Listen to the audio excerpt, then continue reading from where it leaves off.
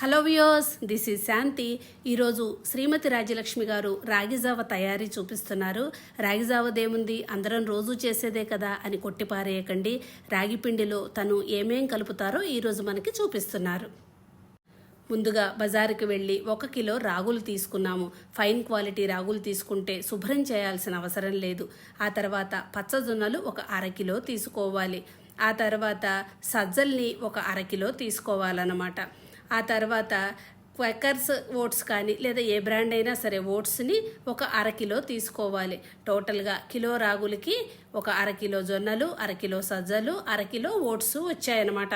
రాగి పిండి కోసం తీసుకున్న ప్రతి ఇంగ్రీడియంట్ చూడండి మనకి ఎంతో బలాన్ని ఇచ్చేవే.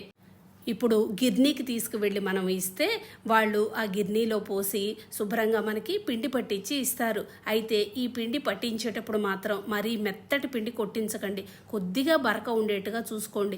ఎందుకంటే ఉడికించినప్పుడు అది ఉండకట్టకుండా స్మూత్గా వస్తుందన్నమాట.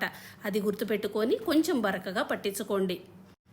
ఇలా గిర్నీ నుంచి తెచ్చుకున్న పిండిని శుభ్రంగా ఒక మంచి ఎయిర్ టైట్ కంటైనర్లో పెట్టి భద్రపరచుకోండి.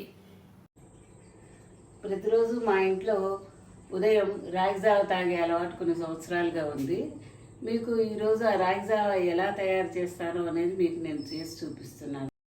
ముందుగా ఒక పెద్ద గ్లాసు నీరు తీసుకొని స్టవ్ మీద ఒక గిన్నె పెట్టి ఆ నీటిని మరగనివ్వండి. అది మరిగేలోపుగా ఒక గిన్నెలో 3 స్పూన్ల రాగి పిండిని వేసుకోవాలి.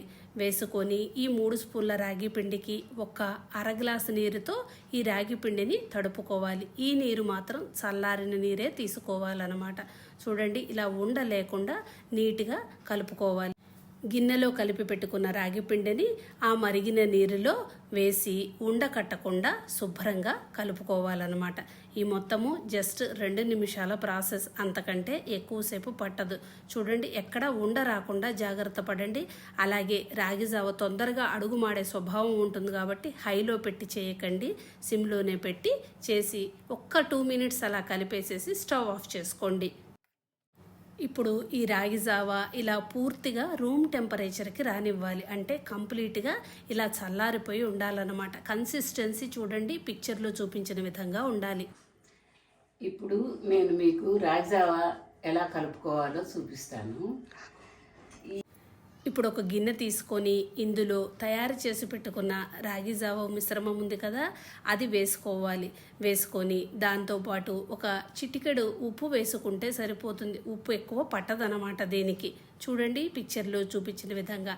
అలాగే 1/2 గ్లాసు చిక్కటి మజ్జిగ వేసుకొని ఒక్కసారి కవ్వంతో కానీ లేదంటే ఎవరికైనా కాస్త ఉండకడితే నో ప్రాబ్లం అండి, శుభ్రంగా మిక్సీ జార్లో వేసుకొని ఒక్క తిప్పు తిప్పండి.